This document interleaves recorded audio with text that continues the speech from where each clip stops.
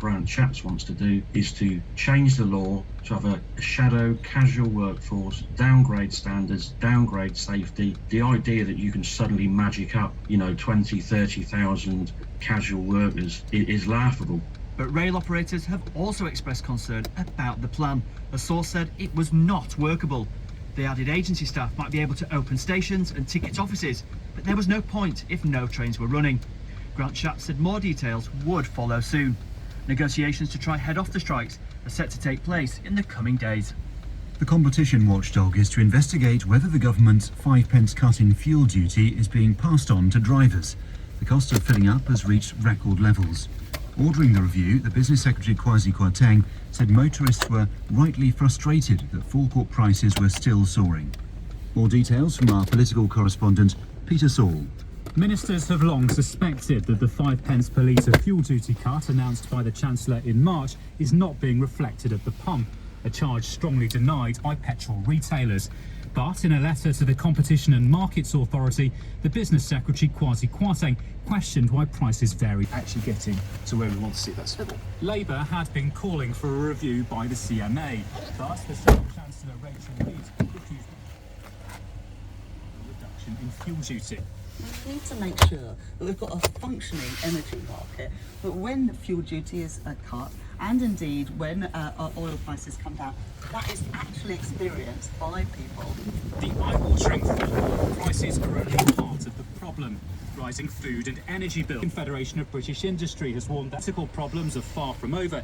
It may well be his handling of the growing economic headwinds that determines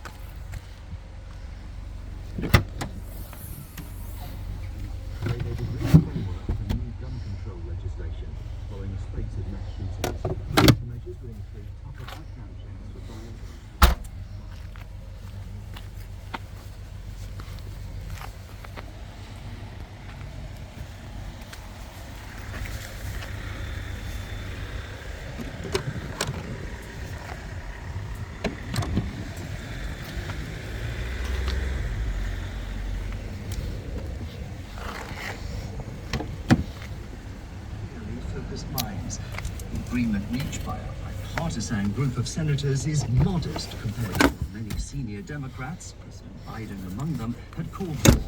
But it represents what the group calls a common sense proposal to keep schools safe and reduce the threat of violence across the country.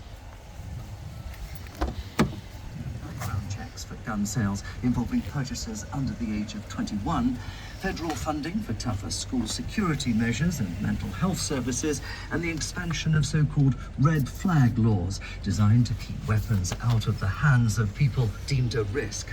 President Biden has welcomed the news, calling it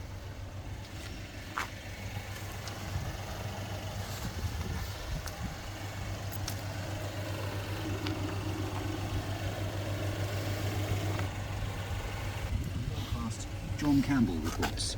The protocol is the part of the Brexit deal which keeps Northern Ireland inside the EU's single market for goods. The arrangement prevents a hard border with the Republic of Ireland, but means checks on some products arriving from other parts of the UK. The government agreed to this in 2019 and enshrined it in UK law, but it now says it's causing too many practical and political problems, so will have to change.